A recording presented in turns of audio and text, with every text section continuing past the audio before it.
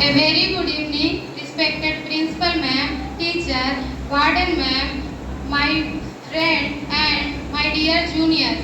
मैं पिंकी कुमारी RNF second year की छात्रा आज आप सबके सामने एक ऐसे विचार पे बात करने जा रही हूँ जो सिर्फ माँ और बच्चे के बात नहीं है। ये एक माँ की संघर्ष, उसका अधिकार और उसका सम्मान का विषय है कि माँ के लिए स्तनपान का सहयोग क्यों आवश्यक है। हम सबको पता है कि बच्चे के लिए माँ का दूध कितना ही जरूरी है। वो बच्चे को इम्यूनिटी पावर मजबूत करता है और बच्चे को गंभीर बीमारियों से लड़ने में मदद करता है। लेकिन आज मैं सिर्फ बच्चे की बात नहीं, उस माँ के बारे में भी बात करना चाहती हूँ जो स्तनपान कराने में अपने जिंदगी में बहुत ही कष्टदायक पीड़ा उठाती है। जरा एक पल के लिए सोचिए, जब एक माँ बच्चे को जन्म देती है तो उस बच्चे पे नज़र सबकी होती है, लेकिन उस बच्चे को जन्म देने वाली माँ पर कितनों की नज़र होती है? शायद बहुत कम लोगों की ही नज़र होती है। जब बच्चा रोता है तो माँ को बुलाया जाता है, जब बच्चे को भूख लगती है तो माँ को बुलाया जाता है। इसका सबसे बड़ी ज़रूरत होती है माँ।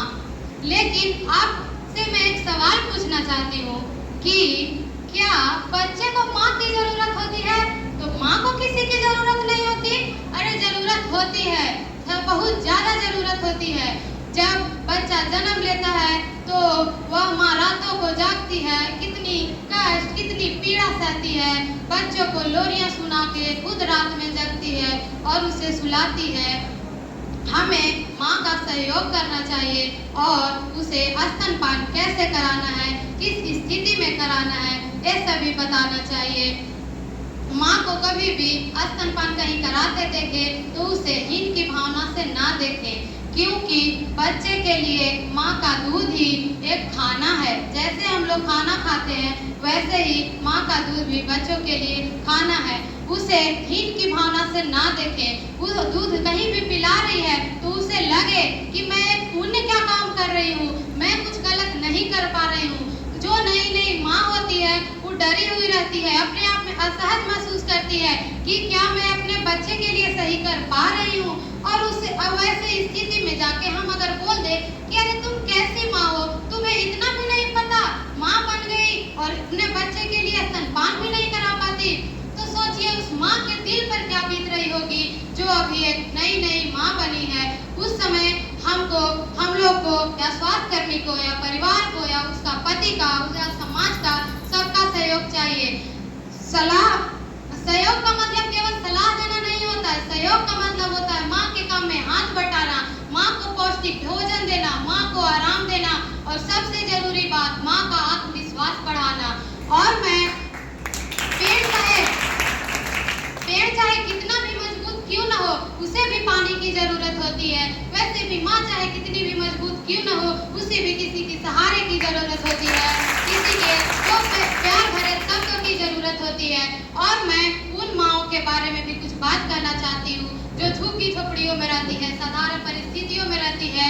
तो वो हम बोल देते हैं कि स्तनपान कराना आसान है, लेकिन हर माँ की परिस्थिति एक जैसी नहीं होती है।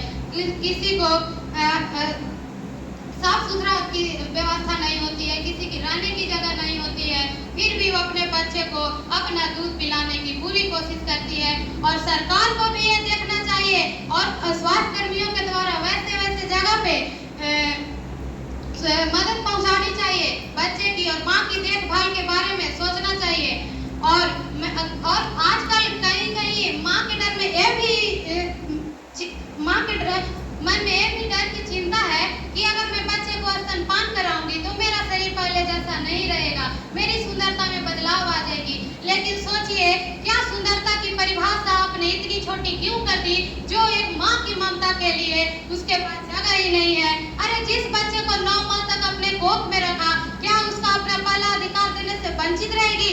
नहीं, ऐसा बिल्कुल नहीं करना है। अगर माँ के मन में डर है तो हमें उसका सहयोग करना चाहिए, उसे बताना चाहिए कि तुम माँ हो, ये सब डरना नहीं है। अगर तुम बच्चे को दूध पिलाती हो तो बच्चा भी बहुत गंभीर बीमारियों से बचेगा और तुम भी बहुत गंभीर बीमारियों से बचोगी।